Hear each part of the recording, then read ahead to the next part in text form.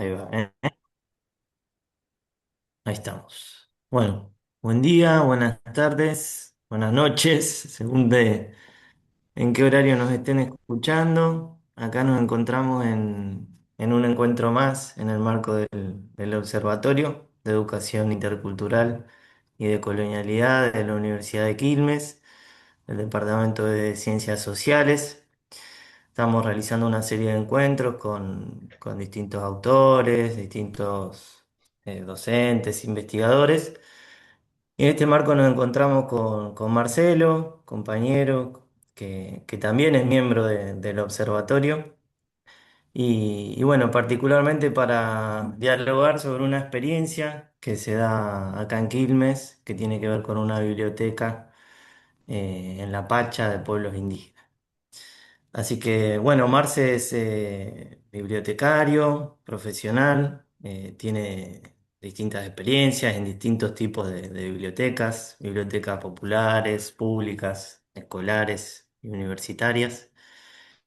Y además de ser miembro del observatorio, trabaja en la biblioteca de la Universidad Nacional de Quilmes y particularmente, que es lo que nos compete en este encuentro, viene coordinando la experiencia de la Biblioteca de La Pacha. Así que bueno, Marce, ¿cómo estás? Buenos días para vos. Hola,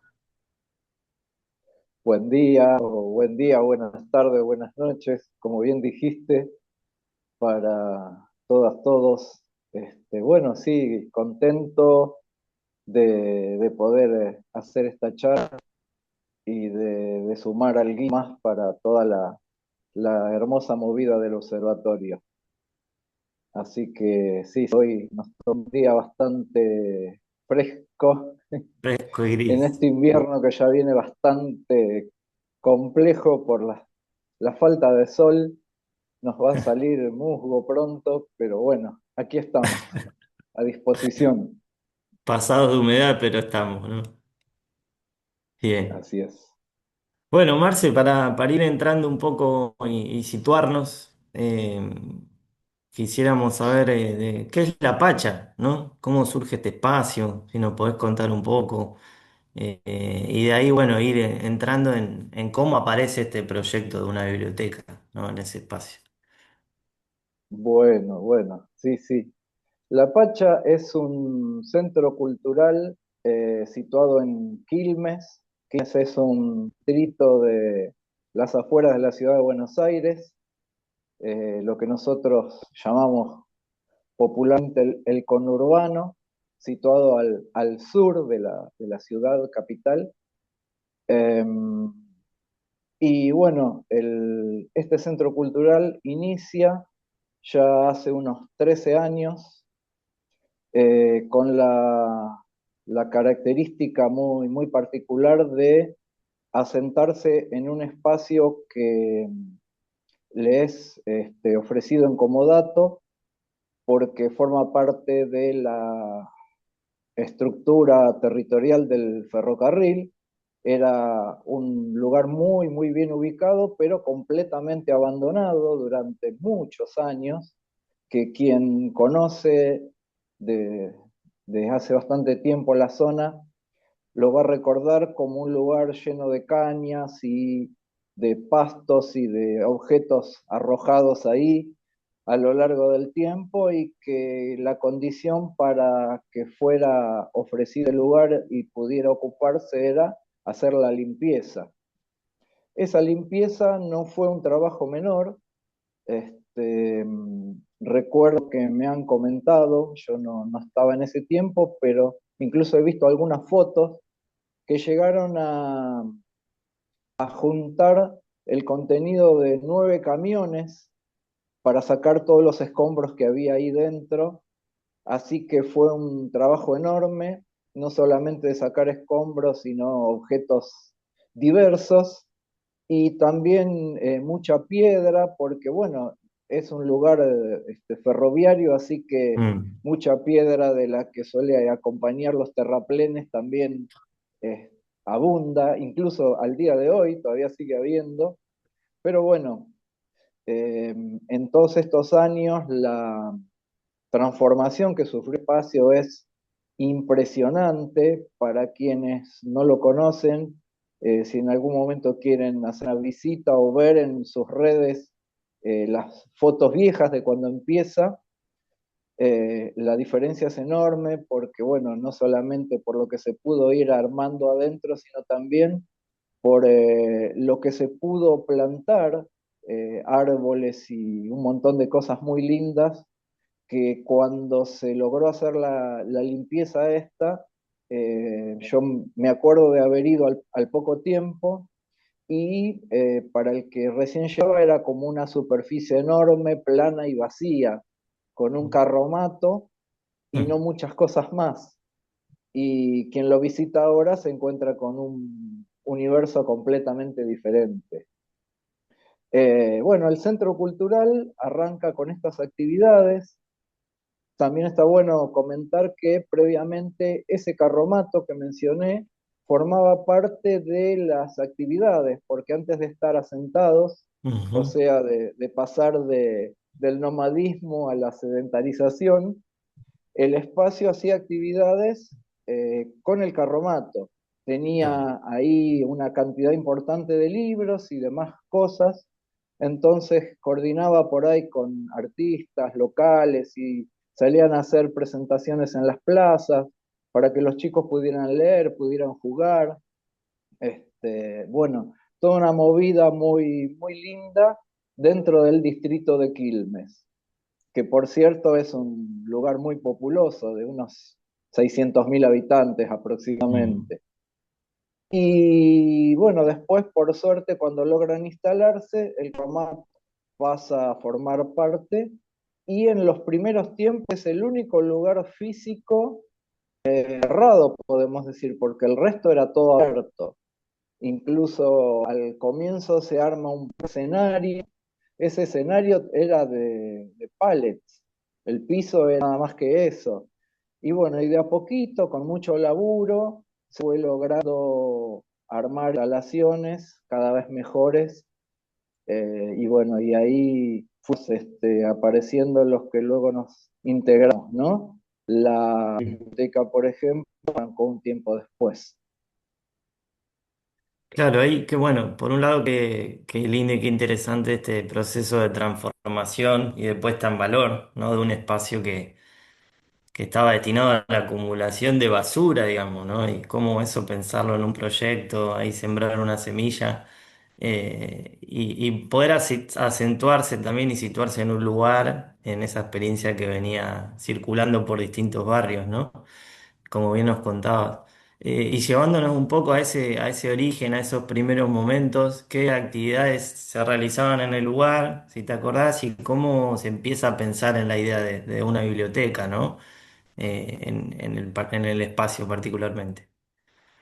Sí, sí, me acuerdo. De hecho, tomo contacto con ese espacio por un cartelito que encuentro yendo a trabajar a la biblioteca de la UNCI, y ahí lo que estaban invitando era para una ceremonia del Kapaj Raimi, que es el solsticio de verano, por decirlo de una manera más eh, popular, ¿no? Más conocida. Y me interesó mucho, y bueno, ahí pude tomar contacto por primera vez con el lugar, y desde ese momento las actividades que iban realizando, que básicamente eran dos, que son un poco la estructura, ¿no?, medular del espacio, eran las actividades artísticas, o sea, la presentación dentro de lo posible de artistas locales, y también talleres, ¿no?, con actividades puntuales. Y todo eso ya desde el principio empezó a tener una marca muy puntual que era relacionado con actividades de pueblos originarios. Mm. Recuerdo el taller de quechua, bueno, el taller de sicus, que después permitió el nacimiento de una banda de sicuris, y bueno, todas actividades por el estilo que tenían esa perspectiva, por eso el nombre de la Pacha, ¿no?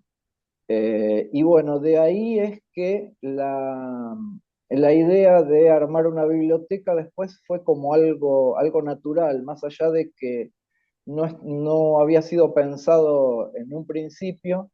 Después, bueno, se fue dando para que arrancáramos con esa Biblia. ¿Cuántos compañeros y compañeras estaban conformando ese proceso? Y también si no puedes contar, bueno, vos decías que la invitación la viste cerca de la universidad, ¿no?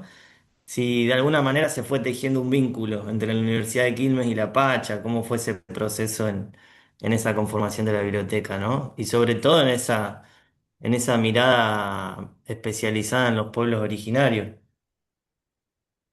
Sí, sí, por ahí de manera impensada, ¿no? Inconsciente, pero bueno, sí, se fue generando.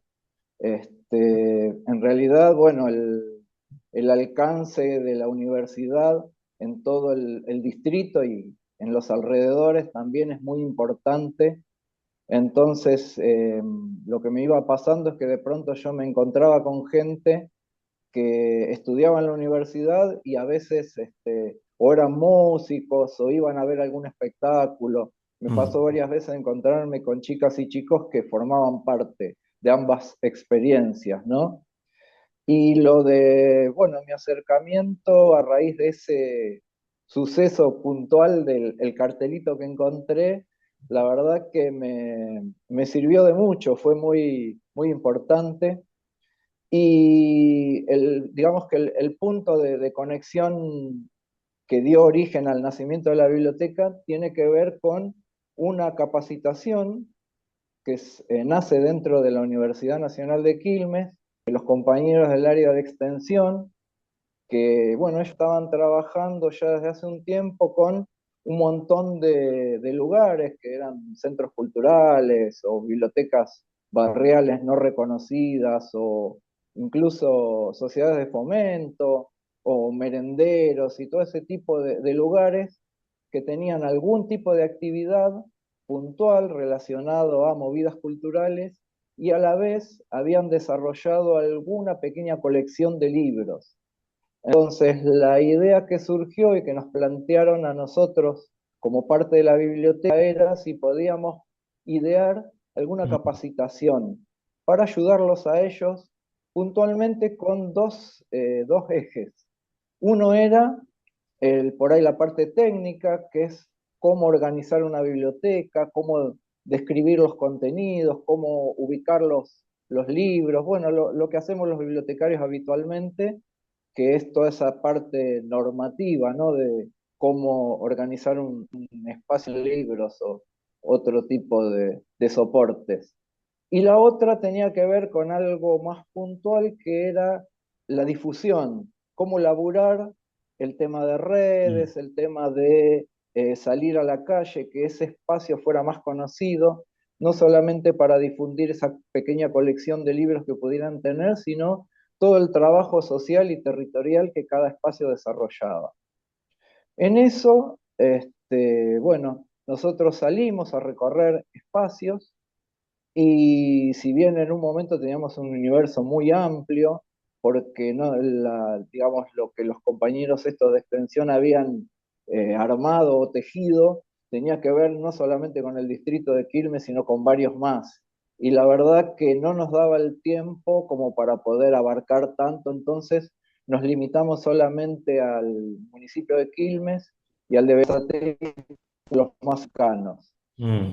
De ahí pudimos armar un trabajo con 7 espacios, dentro de los cuales estaba la hacha, a los cuales le brindamos esta capacitación, que eran encuentros que hicimos a lo largo de 6 meses, y una vez que quedaba concluido ese trabajo, cada espacio iba a quedar en condiciones de poder organizar sus bibliotecas técnicamente y también de hacer la difusión. Mm.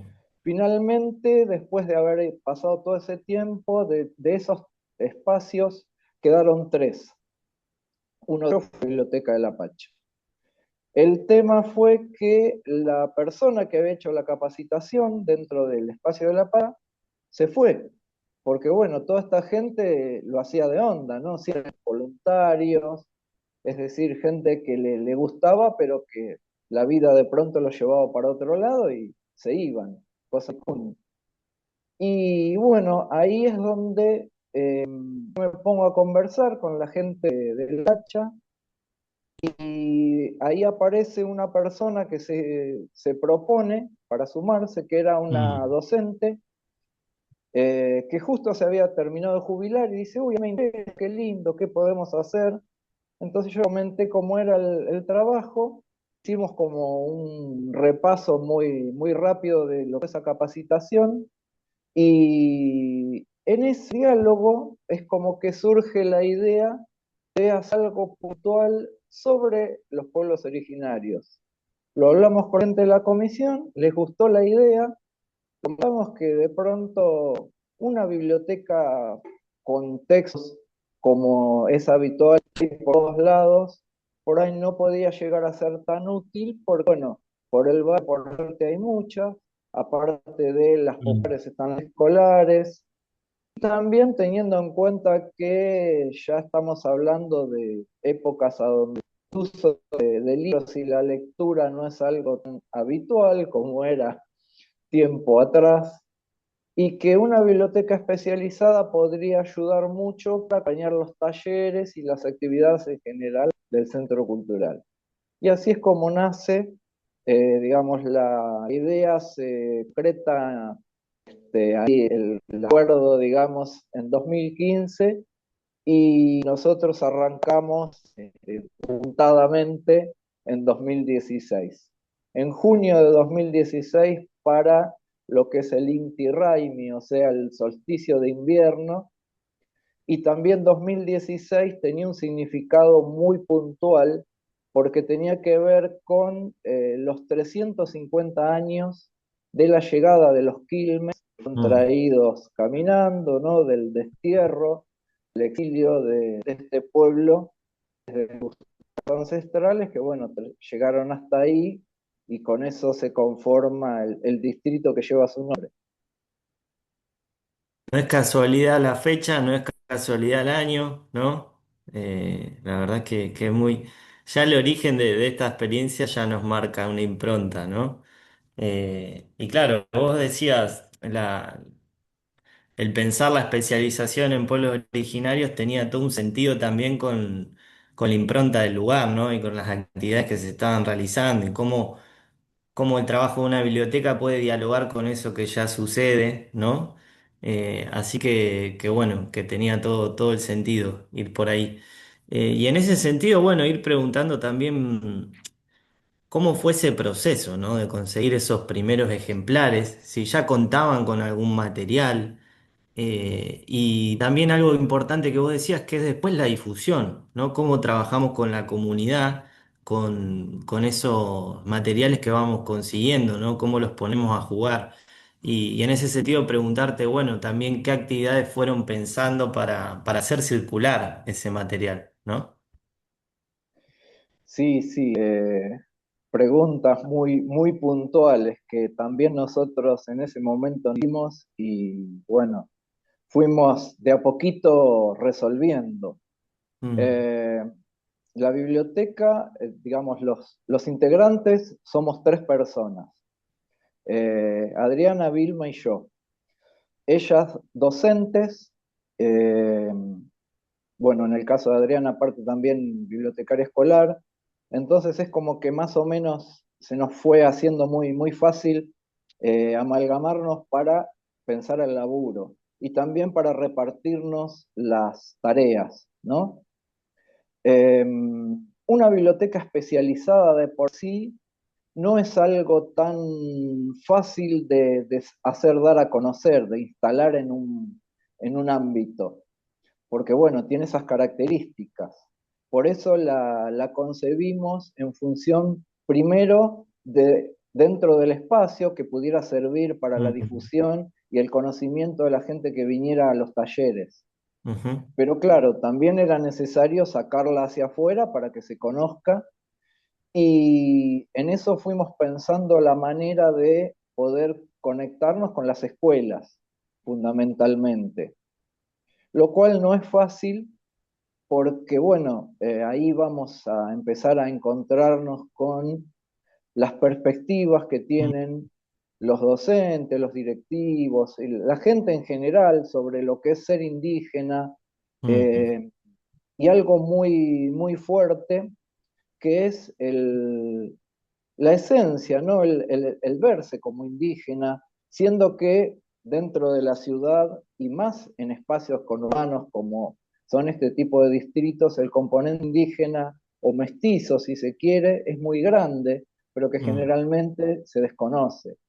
De hecho, una de las grandes preguntas que nos atravesó y que nos indujo a conformar esta biblioteca era que siendo el vocablo Quilmes un término que pertenece a un pueblo indígena, la mayor parte de la gente dentro del propio distrito lo desconoce, piensa mm. que el nombre viene por el club de fútbol o por la cerveza. Por la Y cerveza. eso es como que nos hizo mucho ruido y dijimos, acá tenemos que hacer algo.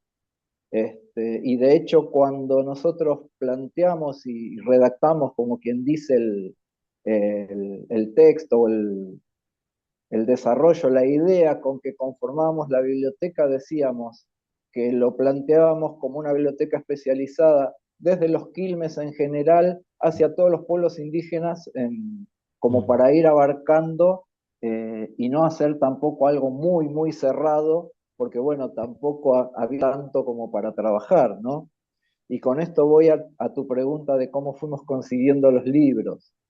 En principio, dentro de la colección que tenía el Centro Cultural, rescatamos algunos, que eran muy poquitos, porque bueno, normalmente lo que se consigue son literatura, o sea, novelas clásicas y ese tipo de cosas, que es lo que abunda en todas las bibliotecas, o si no, textos escolares que fueron quedando en desuso y que bueno, y que se van donando y forman parte de estas colecciones.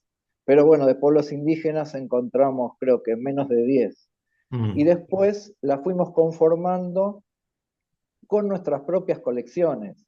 Ahí es donde uno empieza a desprenderse de sus libros y dice, bueno, esto va a servir más en un espacio público que dentro de la casa de uno, que ya los leyó, y bueno, ahí empieza a hacer ese proceso, ¿no? De desprenderse para ir conformando algo que después se va poniendo muy lindo, porque de pronto decís, uy, mirá, tenemos 30, tenemos 50, y obviamente después, a medida que nos vamos dando a conocer, a lo que nosotros acá en el lenguaje de Buenos Aires llamamos el mangazo, o sea, pedir que si alguien tenía textos para donar, cosas que estuvieran obviamente usadas, no importaba, pero que sí, la condición fundamental era que pertenecieran a la temática de pueblos indígenas. Y así fuimos arrancando.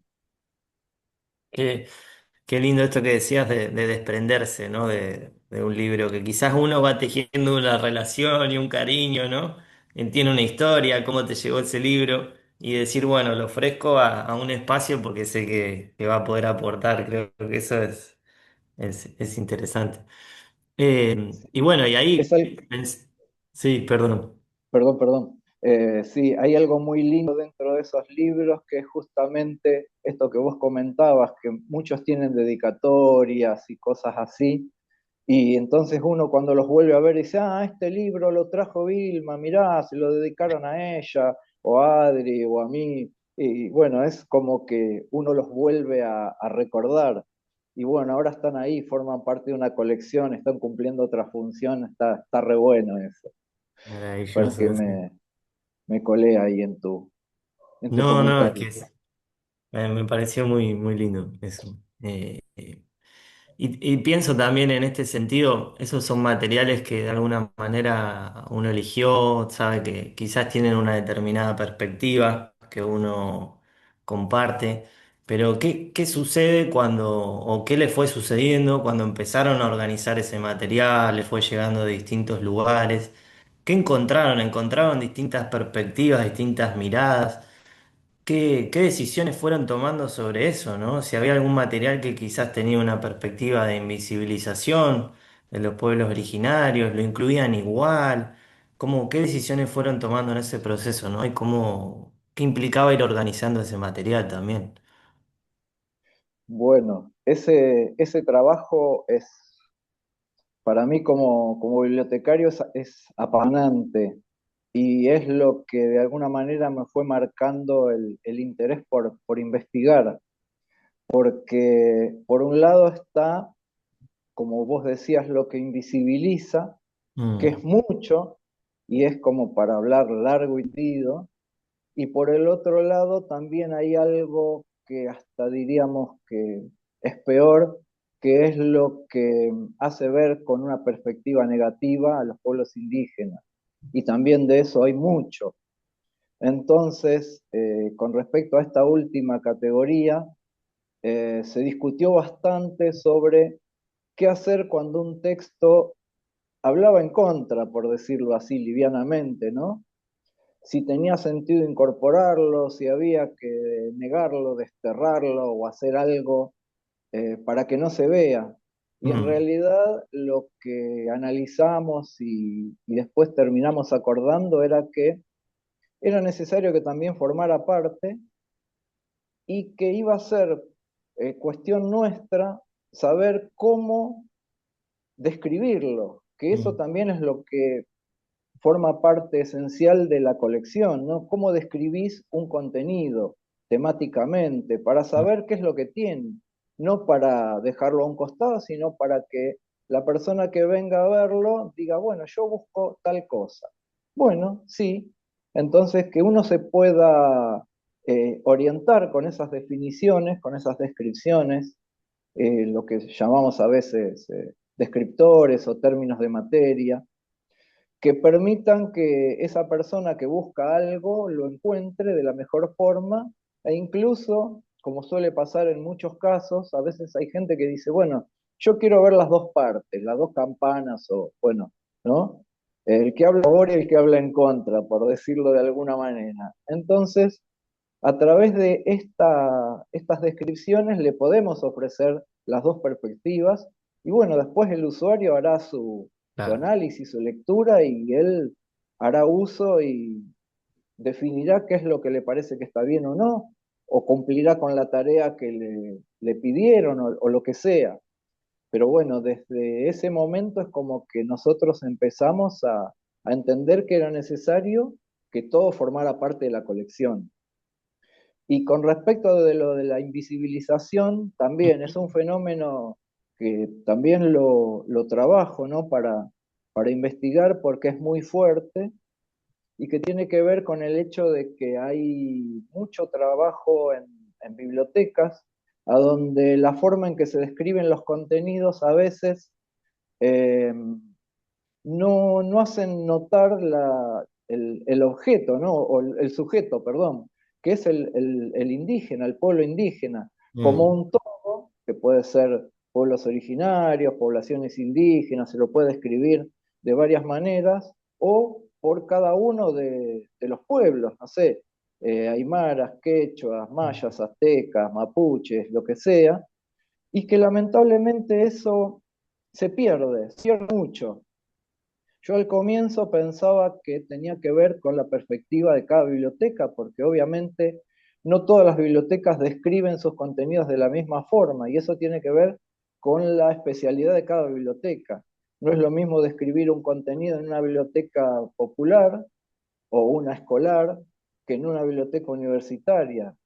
Mismo dentro de las universitarias no es lo mismo, por ejemplo, la biblioteca de la UNCI, que es una biblioteca central, entonces tiene todos los contenidos dentro de un mismo espacio y ahí conviven las descripciones de un libro, no sé, de terapia ocupacional con uno de arquitectura naval. O sea, los compañeros que describen no pueden poner un montón de términos claro, porque no es especializada, claro. apunto a eso. En cambio, por ahí dentro de una facultad o de un centro de investigación, sí, ya tiene más ese componente y ahí es como que el nivel descriptivo puede ser más profundo y permitir asignar términos como más concretos. Así que bueno, lo que nosotros nos propusimos fue analizar esos contenidos de los lugares que veíamos, no sé, de pronto nos llega un libro y decimos, bueno, ¿cómo está descrito en otros lados? Mm, y, bueno, pelearnos de alguna manera, como quien dice, no discutir con esas descripciones y empezar a ponerle las nuestras. Y ahí hay un punto muy importante que si bien antes yo decía que todo se ingresa, o sea, lo que habla bien y lo que habla mal, ujú, pero bueno, también empezar a pensar que bueno, ese es un poco el desafío que siempre tenemos por delante, ¿no? De pensar ese contenido desde la perspectiva del pueblo indígena, no mm. desde el pensamiento hegemónico con el cual nos formamos todos. Y digo que es un desafío porque uno a veces le cuesta salir de eso. Pero bueno, intentamos hacer eso, no solamente en la terminología, sino también en los términos geográficos, que a veces uno los pierde, ¿no? Uno naturaliza América y en realidad hay que ver si el pueblo indígena entiende que América es su lugar, porque fue un nombre impuesto. O a Mm. veces uno dice, no sé, Argentina, y por ahí el mapuche está del lado argentino, del lado chileno, pero bueno, ellos tenían una denominación para su territorio, tenían, no, perdón, tienen, que es Gualmapu. Entonces, no vamos a negar lo argentino y lo chileno, o ambos, si fuera correspondiente, pero también entender que hay una denominación que el pueblo en el cual está describiendo un contenido tiene y le asignó, y es bueno conocerlo, aprender y colocarlo como para que la gente pueda empezar a vincularse, a familiarizarse con ese tipo de denominaciones.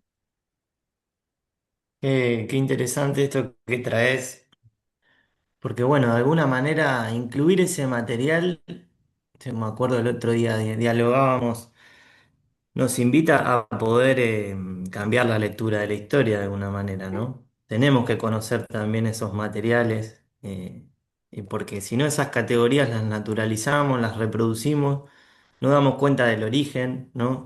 Y por lo tanto no damos cuenta de la invisibilización que trae detrás también, ¿no?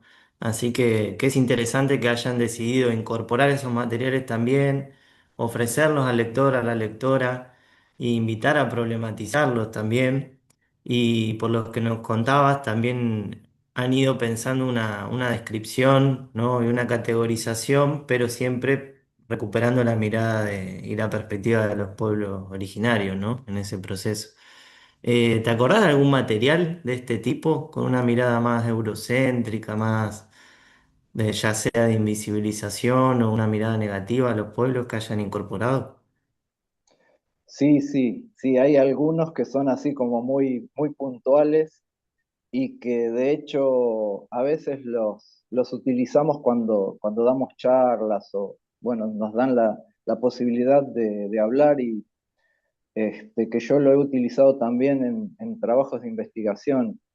Hay uno muy, muy común porque es un clásico, ¿no? de la historia, que lo ha publicado Udeva a lo largo de años, que tiene un montón de ediciones, que es el libro de las culturas precolombinas de Henry Lehman.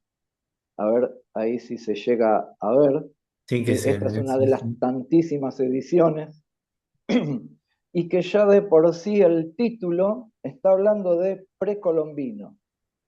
El término precolombino no es que esté mal, pero sí está invisibilizando. ¿Por qué no dice las culturas indígenas? Lo precolombino está diciendo, estamos hablando de algo que estaba antes de Colón, o sea, que no tiene nombre, es de Colón para acá. Bueno, esas cosas, ¿no? Que uno por ahí las da por sentadas, las considera lógicas, pero no lo son tanto. Hay un juego ahí muy interesante. Y que ese tipo de nombres suelen no pasar desapercibidos. Cuando uno tiene que describir ese contenido, y volviendo un poco a lo que decía antes, ¿no? Dependiendo del tipo de bibliotecas, por ahí uno no puede asignar muchos descriptores o no tiene tiempo, porque hay bibliotecarios que cumplen un montón de funciones, entonces tampoco es que se pueden poner a dialogar con el texto como lo podemos hacer nosotros como biblioteca especializada. Ujú. Y de pronto dicen, "Ah, acá dice cultura precolombina", entonces le ponen historia, pueblos precolombinos, por decir algo, ¿no? Y ya está. Y ahí queda. Y digamos, el trabajo que yo hice fue justamente buscar sobre este libro y de esas descripciones hay para hacer guiso, hay un montón. Este, vuelvo a lo mismo, ¿no? No es una crítica hacia el bibliotecario Mm, por su función, sino yo creo que más allá, tiene que ver con la manera que por lo menos acá en Argentina nos hemos educado, por lo menos en el área de Buenos Aires, ¿no? En el área metropolitana.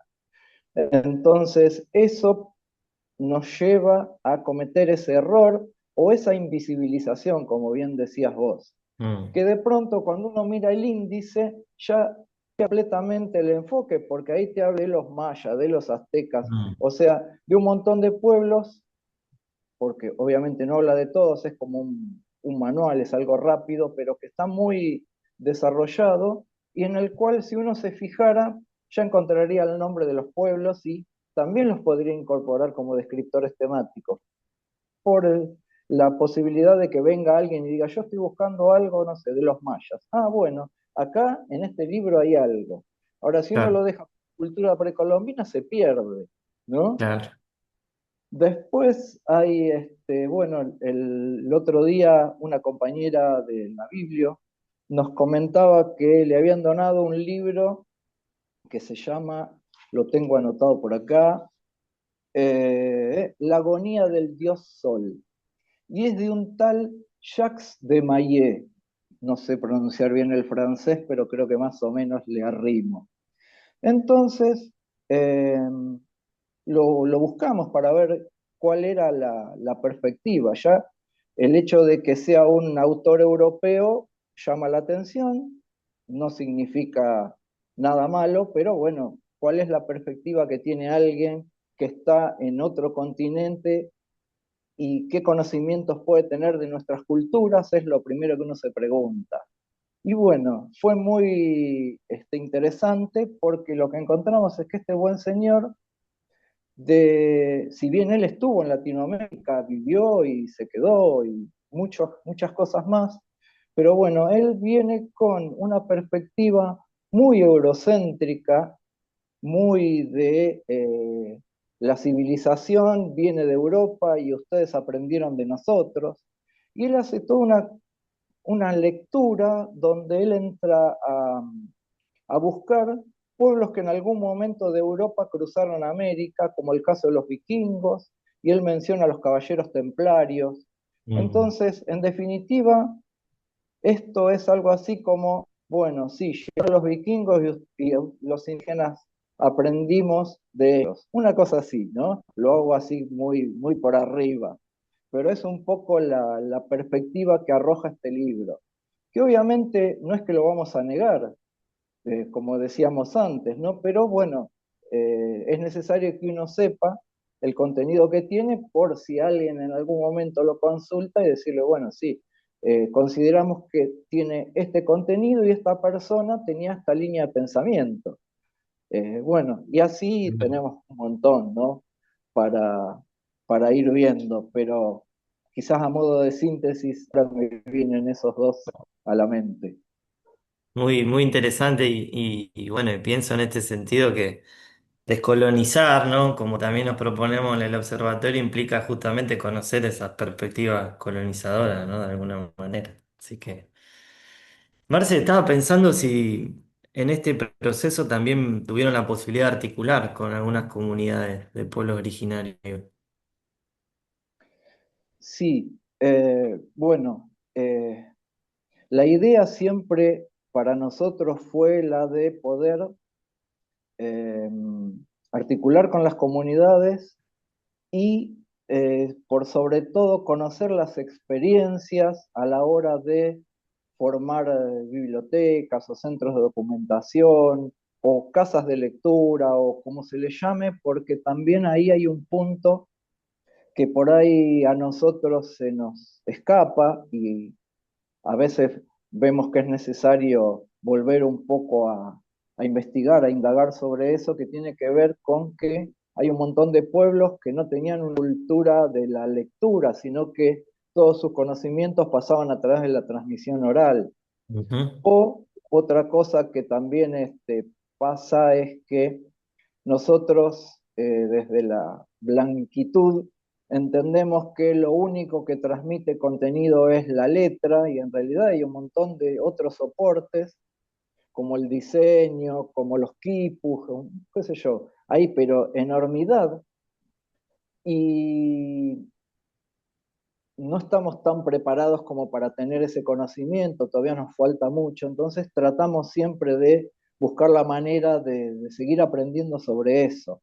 ujú, Este, Ahí lo de poder articular por ahí tiene como dos aristas importantes o dos ujú, grandes grupos, podría decir yo, de lugares o de personas con las cuales hemos establecido vínculo o intentamos.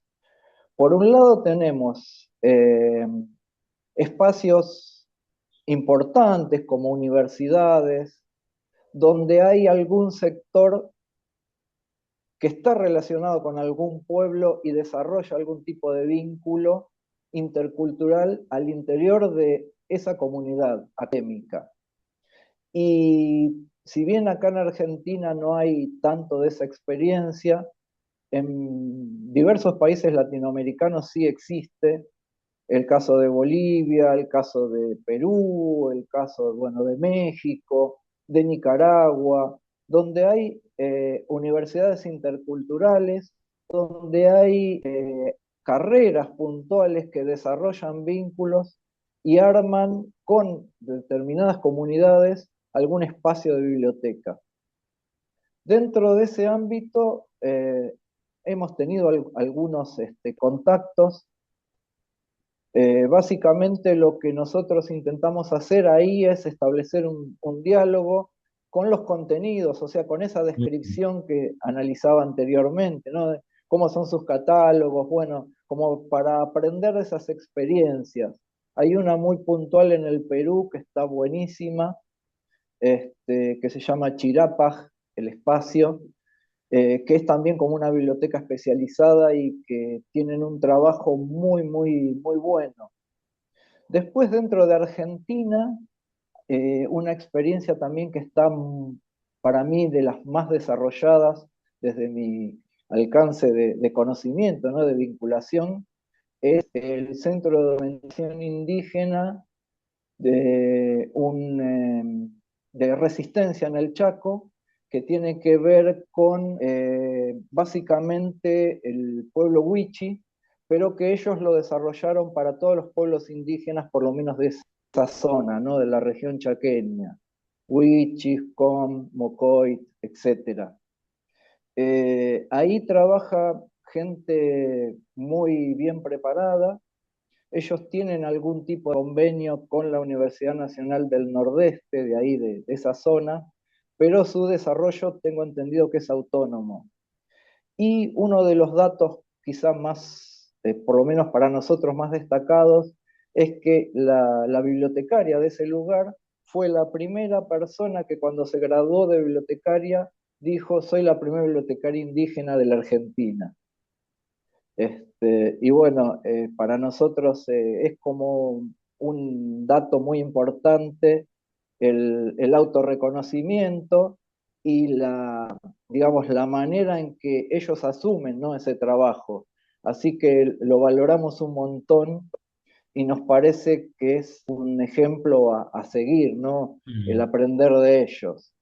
Después, por otro lado, lo que vemos también es que hay comunidades que han desarrollado algunos espacios, sé de ujú, colegas bibliotecarios que han hecho trabajos, incluso han acompañado desarrollos en el territorio, dialogando con las autoridades y demás, pero eso a veces se hace más difícil de sostener en el tiempo porque obviamente depende mucho de las condiciones sociales, económicas, y lamentablemente hace que unos cuantos desarrollos que yo pude tomar contacto se van perdiendo, ujú, a veces por cuestiones que tienen que ver con la continuidad.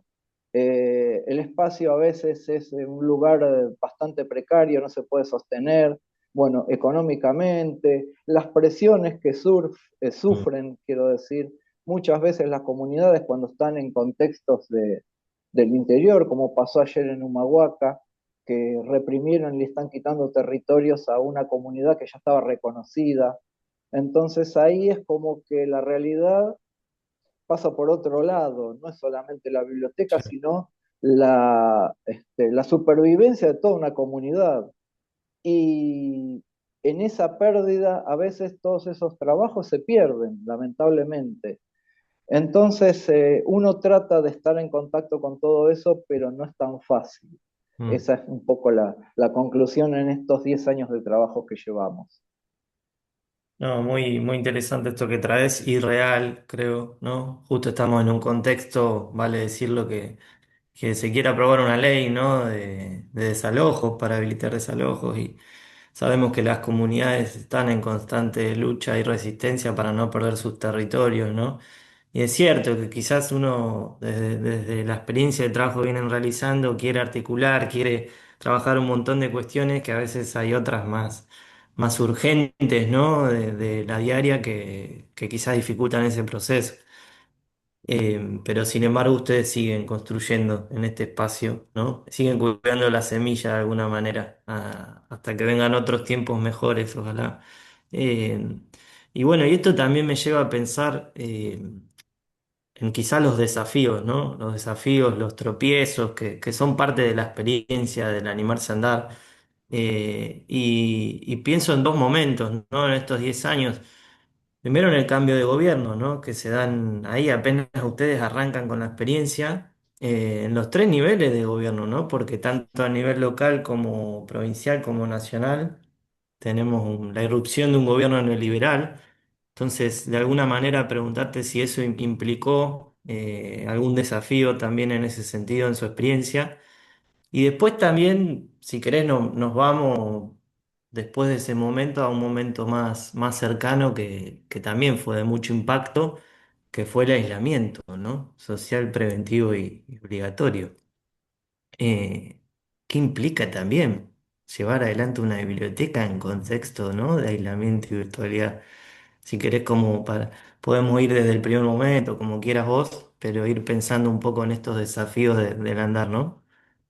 Sí, sí, muy, muy pertinente. Bueno, 2016, que es justamente el año que arrancamos y en el que teníamos proyectadas un montón de cosas para hacer por los 350 años, mismo dentro de la Universidad Nacional de Quilmes se llegaron a hacer algunas cosas, pero después todo lo demás que no se hizo en su momento quedó pero trunco absolutamente, porque, como vos decías, al cambiar el sello ideológico del gobierno nacional, provincial y municipal, se complicó todo y se perdieron las posibilidades de hacer un montón de cosas. Para nosotros, dentro del centro cultural, fue complicado porque, bueno, así digamos, para hacerlo, definirlo de manera muy, muy simple y muy concreta, lo que hizo esta gente fue empezar a atacar o a tomar en consideración muy negativa todos los espacios que buscaran desarrollar la cultura popular, Mm. siendo que su perspectiva ideológica es todo lo contrario, ¿no? Bueno, consumí y sé feliz, pero si no tenés plata, no sé, dedicate a otra cosa o hacer lo que puedas. Y eso fue para nosotros un masazo, porque empezamos a ver que el ataque fue sistemático. De hecho, en nuestro centro cultural lo que pasó es que un día vienen dentro de una actividad cultural los inspectores y dicen, ah, bueno, no, no se preocupen, todo bien. Queríamos ver cómo funciona esto, qué tienen. Anotaron unas cosas y se fueron todos muy amables. Y a la semana siguiente cayeron con la orden de clausura porque el centro cultural no tiene esto, esto y esto. O sea, hicieron un trabajo fino, y nos cerraron el espacio. Nosotros sabíamos que eso era algo que podía pasar porque lo estábamos viendo con colegas de otros lados. Y como vos decías, a nivel local, a nivel Mm, provincial y a nivel nacional. Era claro. en todos lados más o menos lo mismo. De hecho, hubo lugares dentro de la ciudad de Buenos Aires, que llamamos capital, que en algunos espacios incluso hubo irrupciones violentas de policía, de gente que rompía los elementos que tenían esos lugares, los tiraban a la calle y bueno, eso pensábamos que podía ser muy peligroso para nosotros. No fue el caso nuestro, aunque sí tuvimos de pronto, no sé, amenazas, había gente que pasaba, que obviamente formaba parte de algo, y desde afuera, sin entrar, nos gritaban que no trabajábamos, que fomentábamos la vagancia, y estábamos haciendo un taller de psicos de pronto, o leyendo algo, bueno, y como que nos instaban a salir a pelear, ¿no? O nos amenazaban, básicamente. Bueno, esas cosas pasaron. Afortunadamente pudimos movilizar a toda la gente que formaba parte y dar también conocimiento al colectivo, es decir, a la gente de todo el distrito, hacer actividades de civilización de lo que estaba pasando y a la vez también llevarse elementos que pedían o que decían que no estaban para que el municipio entendiera que esa, digamos, ese cierre no estaba bien y bueno, así Mm, logramos revertir esa situación. Pero obviamente nos marcó y de hecho lo que discutimos y terminamos por última decidiendo fue retirar la colección del espacio por temor a sufrir una agresión y que todos esos libros que ya en ese momento estaban llegando a 50 o un poco más, se perdieran. No tanto por el valor económico, porque en realidad por ahí no son textos económicamente valiosos, pero sí muy difíciles de volver a conseguir, ediciones únicas, bueno, todo ese valor sentimental también que explicábamos claro. antes, de lo que es la donación de algo que había sido formado parte de las bibliotecas personales y demás, así que lamentablemente la biblioteca dejó de estar físicamente ahí, dentro del espacio. Y bueno, ya después yendo para los momentos de la pandemia, ahí también nos vimos en una situación completamente impensada. Mm, De hecho, teníamos un montón de actividades programadas para marzo de 2020 y bueno, decíamos, bueno, la semana que viene pensábamos, o en mayo, y bueno, y nunca se pudieron concretar.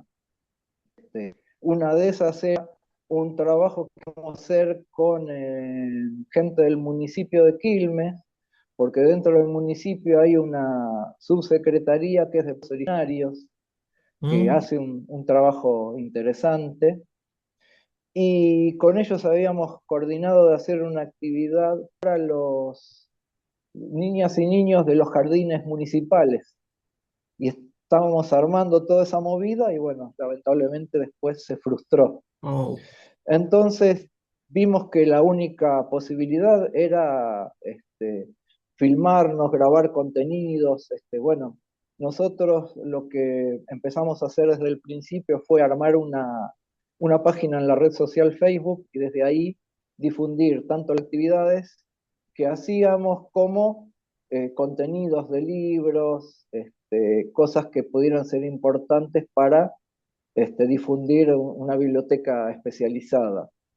Entonces, aprovechando esa red, nos dedicamos en ese momento del encierro a presentar los libros nosotros o mm, alguna actividad puntual, no sé, hablar de la Pachamama, de Inti Raymi o de lo que hace determinado pueblo. Entonces íbamos armando contenidos en video y empezábamos leyendo, después presentábamos esos contenidos.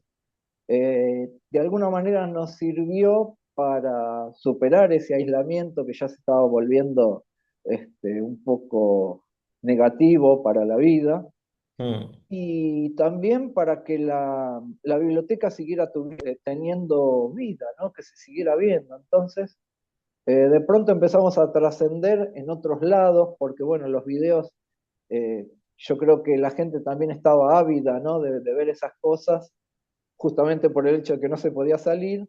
Y bueno, tuvimos bastante repercusión y con eso la fuimos peleando. Wow.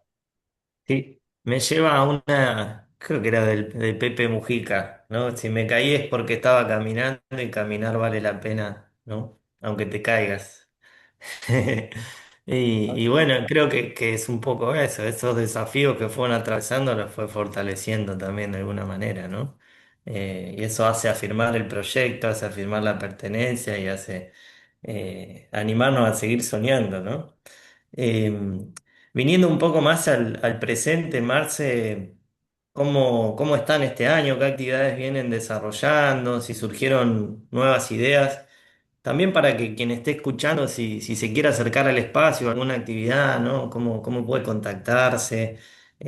Bueno, si están articulando con instituciones, porque tengo entendido, vos mencionabas que en un momento determinado eso implicó resguardar el material, ¿no? Entonces ese material, saber también si sigue resguardado y entonces qué implica esa itinerancia. Bueno, si nos querés contar un poco y que está bueno también.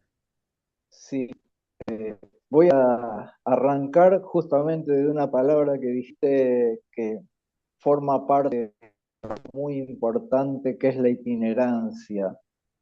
De hecho, sí, lamentablemente la colección no volvió a ubicarse dentro del espacio por dos motivos. Uno malo, que es el que ya mencionamos, y uno bueno, que es que en todo este tiempo la colección fue creciendo y hoy estamos en la ya el espacio físico del carromato no es suficiente, aparte de que cumple otras funciones el carromato, porque bueno, todo va teniendo su desarrollo y bueno, hoy está para otra cosa, pero obviamente que es la cara visible, lo sigue siendo, pero bueno, el punto es que siempre decíamos, ¿no? Cómo ubicar una biblioteca con lo sensible que es el papel en un espacio que, usando el carromato, después no tiene ni paredes ni techo. Mm, Así que un tiempo antes de todos estos problemas que mencionamos, que el centro cultural tenía unas carpas de plástico, dos. De hecho, ahí es donde se hace la inauguración de la biblioteca. En ese espacio, en una de esas carpas, armamos la colección. Es muy loco también porque no teníamos estanterías, entonces claro. reciclamos ahí por el barrio unos exhibidores comerciales de no me acuerdo qué producto. Y bueno, le tapamos con los carteles publicitarios y empezamos a poner los libros ahí. En ese momento eran pocos, entonces quedaba lindo. O por lo menos para nosotros parecía que estaba bueno. Pero bueno, con las condiciones climáticas, el sol y demás, esas carpas duraron un tiempo y después empezaron a hacer agua por los lados. Mm, Así que tampoco servían de mucho. Pero bueno, volviendo un poco al presente, hoy por hoy, el espacio sí ya está teniendo lugares cerrados donde se puede pensar ya en volver a albergar la colección. Y eso es algo que le empezamos a dar forma ya desde el año pasado, cuando vimos que condiciones estaban volviendo a dar y ver de qué manera podemos en algún momento no solamente llevar los libros, sino también poder disponer del tiempo para poder atender una biblioteca. Obviamente una biblioteca especializada no trabaja todos los días, sino que tiene un horario específico, ¿no? ujú. Justamente por eso. Pero volver de alguna manera a pautar un horario y atender es algo que siempre quisimos hacer.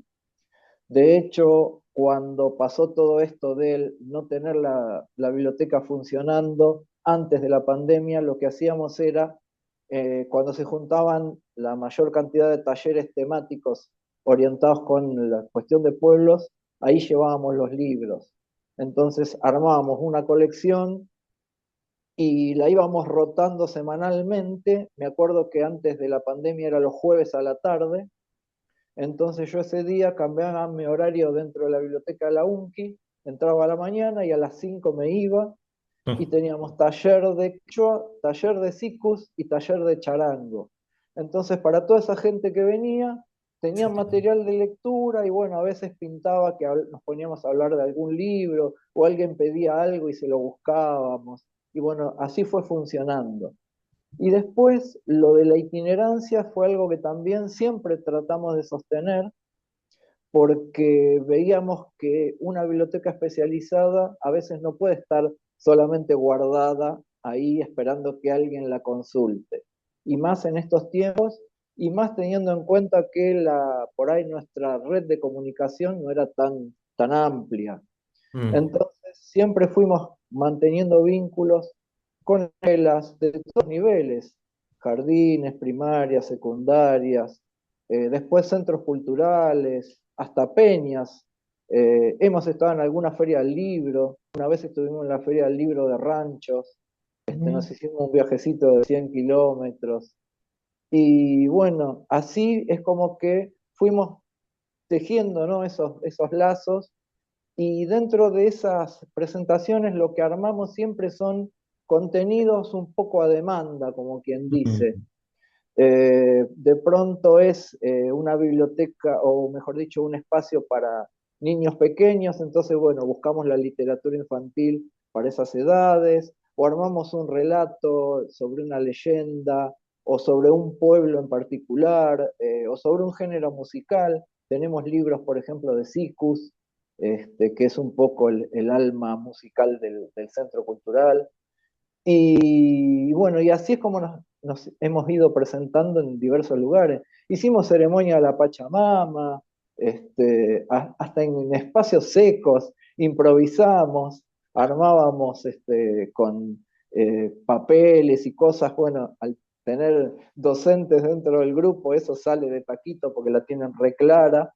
Y hemos hecho cosas muy lindas con ese tipo de cosas, ¿no? Una vez en un jardín me acuerdo que se convocó a todo el alumnado del turno mañana y teníamos como 200 nenitos ahí viviendo la ceremonia de la Pachamama. No me lo olvido más, fue muy Maravilla. potente, muy lindo.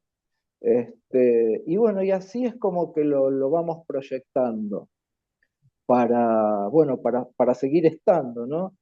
Con respecto al hoy, Ujú. un poco pensando en esta deuda que tenemos, entre comillas, con tener la biblioteca en funcionamiento, y aparte con el año 26, ¿no? De vuelta, o Mm. sea, los 10 años de la biblioteca en funcionamiento, dijimos algo tenemos que hacer en forma presencial, teniendo ya ese espacio cerrado, y arrancamos con lo que llamamos un ciclo de literatura de viajes, que en realidad lo que pensamos es en armar contenidos de video y lecturas, obviamente, de los libros que tenemos y algunas cosas que por ahí conseguimos en línea y también las utilizamos para describir el poblamiento de América, Mm. los pueblos originarios, cómo se fueron asentando, cómo son sus mitologías, ¿no?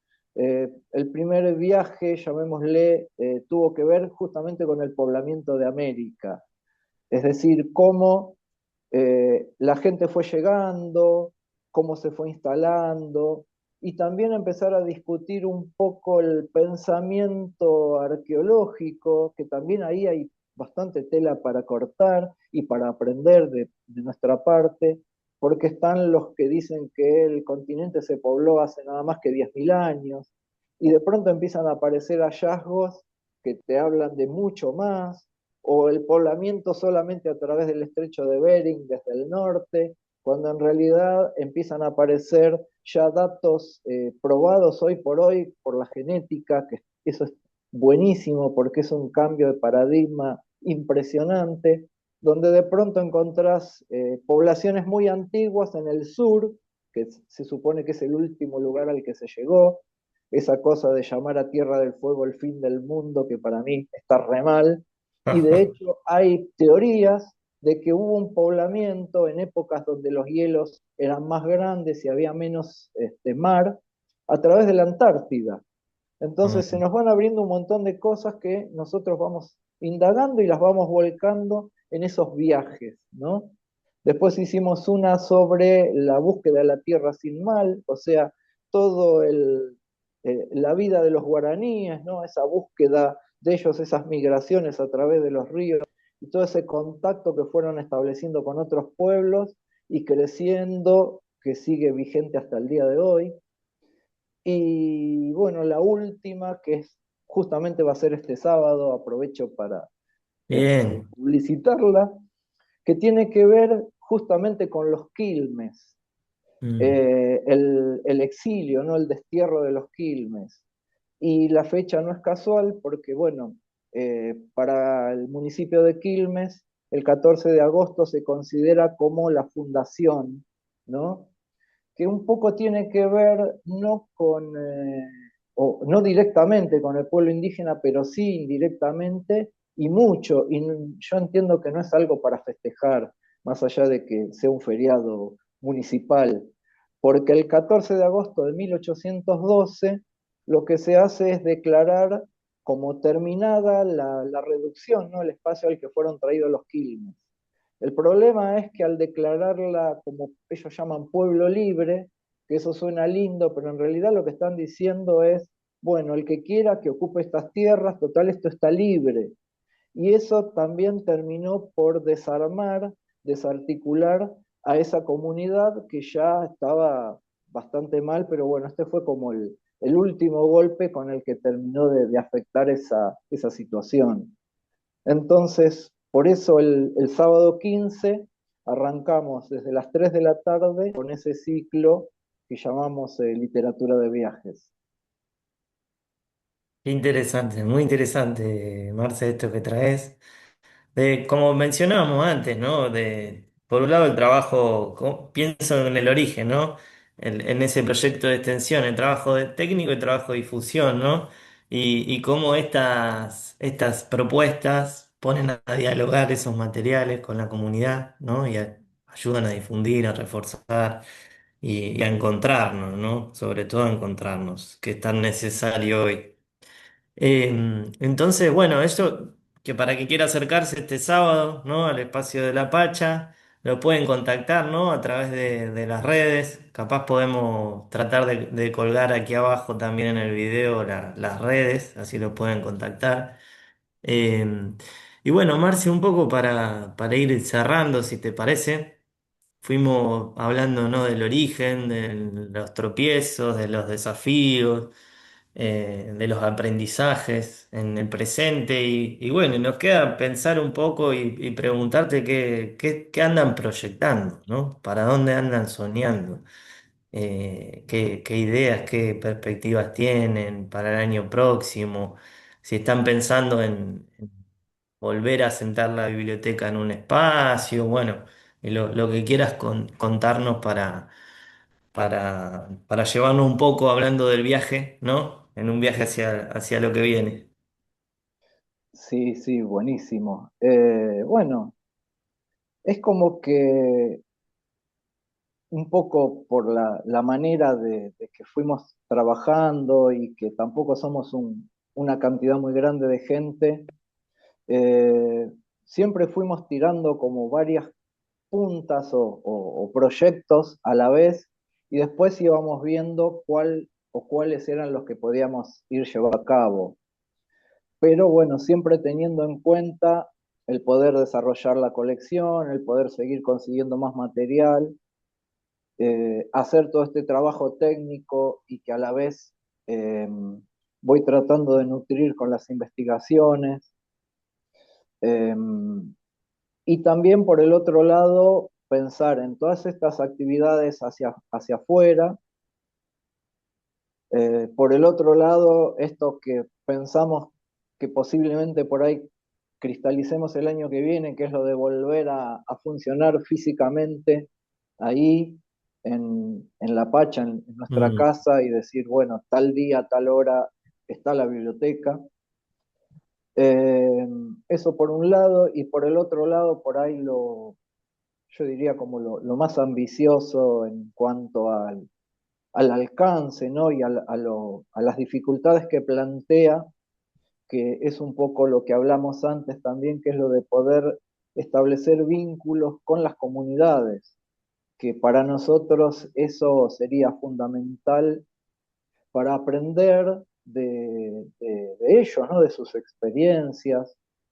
Sabemos, pero bueno, eso ya por lecturas, no por contactos directos, que hay pueblos que lograron desarrollar bibliotecas especializadas Mm, eh, para las poblaciones indígenas, donde ellos son parte central de ese proceso.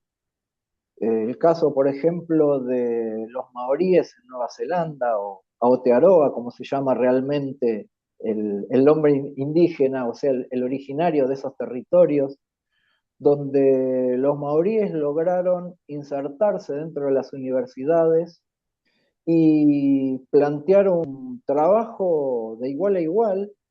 Entonces han podido desarrollar esos vocabularios controlados que hablábamos anteriormente, ¿no? Bibliotecológicos, pero que restan su cosmovisión. mm, Eso para mí es grandioso y me permite pensar, ilusionarme con la idea de que lo que nosotros desde acá estamos proyectando no es imposible, como que no es irreal, que se puede lograr. Y bueno, para eso tenemos que ver cómo vamos articulando dentro de lo que tenemos acá en nuestro territorio, pero he leído algunas experiencias de ellos y también de los pueblos de Canadá, las primeras naciones, como se llaman ellos, ¿no?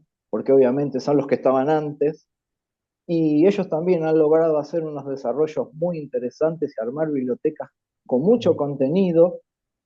La parte, digamos, que hoy sería la Columbia Británica dentro de lo que es Canadá, que sería el sudoeste.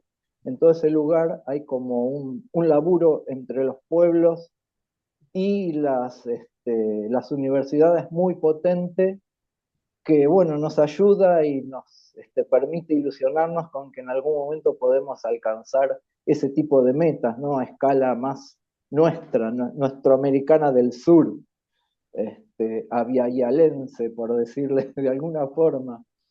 Y bueno, estamos en eso también, ¿no? Por ahí yo digo, es como ambicioso porque no es tan fácil, económicamente no hay manera por ahí de poder viajar para tomar contacto, pero bueno, siempre la expectativa, la ilusión la tenemos, así que un poco ese sería el panorama general de que queremos para la Biblia.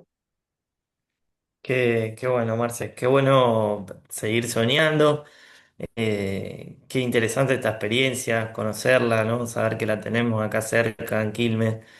Qué importante poner en valor el rol de las universidades públicas, ¿no? Argentinas en el acompañamiento a través de la extensión de estas experiencias, eh, que es fundamental, ¿no?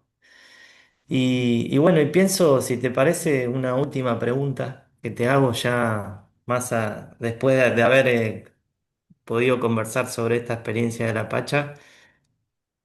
Si esto a vos a nivel personal te abrió alguna línea de interés, de investigación, si también te despertó, si estás ya quizás en curso de alguna de esas líneas, eh, porque bueno, es interesante, me parece poner en diálogo la experiencia, la territorialidad con nuestro laburo más académico, ¿no? Creo que ese es un poco el desafío. Sí, digamos, como lo que vengo desarrollando, que hasta el momento es como mi línea de investigación, tiene que ver con esto de la descripción y el tratar de acercarnos a los saberes de todos estos pueblos para poder visibilizarlos y expresarlos de acuerdo a la perspectiva que ellos tienen, ¿no? Eso es como, de momento para mí es lo central.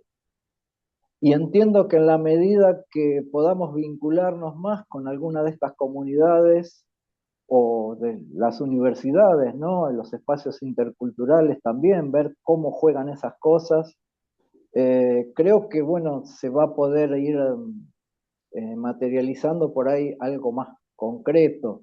Hoy por hoy es bastante amplio, porque bueno, por un lado intento trabajar por ahí, si se quiere, lo técnico que tiene que ver con todos los lenguajes controlados, pero por el otro lado, la intención creo que muy importante es la de vincularnos con las comunidades y ver cómo piensan ellos la difusión, sus textos, cómo producen, o los otros formatos, ¿no? Que conocemos, los de los quipus, los de los textiles, hay una cantidad de cosas que no, ni siquiera las puedo pensar, es como que le doy para adelante y que venga lo que venga, ¿no? Como decía una vieja canción, me parece que es lo mejor que puede pasar.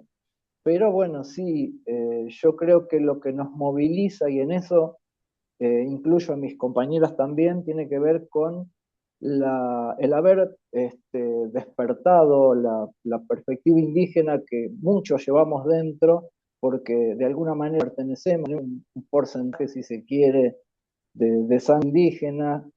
Y yo sé que hay algo ahí en inconsciente que nos va golpeando y nos dicen, che, fíjate en esto, más allá de que por ahí los apellidos son todos europeos y uno a veces se cree que contando esos apellidos tiene un porcentaje de español, francés, italiano, lo que sea, y no es así.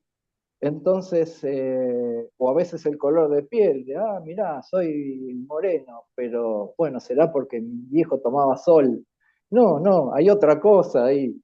Y esas cosas parecen tan sencillas, tan básicas, pero en realidad están evidenciando esa invisibilización que hablamos tantas veces, ¿no? Esa negación y que por algún lado empieza a aflorar y a preguntar, a generar dudas y bueno, y uno cuando se engancha en eso es como que no puede parar, por lo menos es lo que nos pasa a nosotros tres, cada uno desde sus pertenencias étnicas, llamémosle, pero cada vez que hablamos de eso es como que vamos viendo que sintonizamos exactamente en lo mismo y nos va a seguir acompañando porque es la búsqueda del sentido de la vida, por decirlo de alguna manera. No sé si fui muy concreto o me fui para No, las excelente. ramas. Elegimos el estar, pienso, ¿no? De alguna manera. Sí, sí, sí, sí, sí. Eh, no, Marce, bueno, la verdad agradecerte, creo que fue muy enriquecedor el espacio. Agradecer también a la universidad, al observatorio, la oportunidad de poder contar esta experiencia, que es muy interesante, ¿no?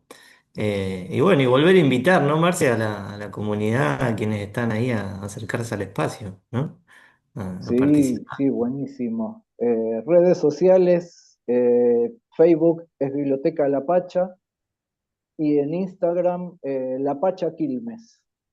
Excelente, Ahí excelente. estamos. Dirección física, Entre Ríos 90, al lado de la estación de Quilmes, conurbano bonaerense, provincia de Buenos Aires, República Argentina, Avia Yala, Ah, bien. planeta Tierra. Bueno, Marce, gracias. Gracias a todos por estar ahí, a todas por estar escuchando. Y bueno, los invitamos a estar atentos a las nuevas actividades que se irán comunicando, ¿no? Buenísimo. Muchas gracias, Lautaro. Un gustazo y bueno, aquí estamos a disposición, seguir sumando y compartiendo saberes. Muchísimas gracias. Abrazo grande. Abrazo.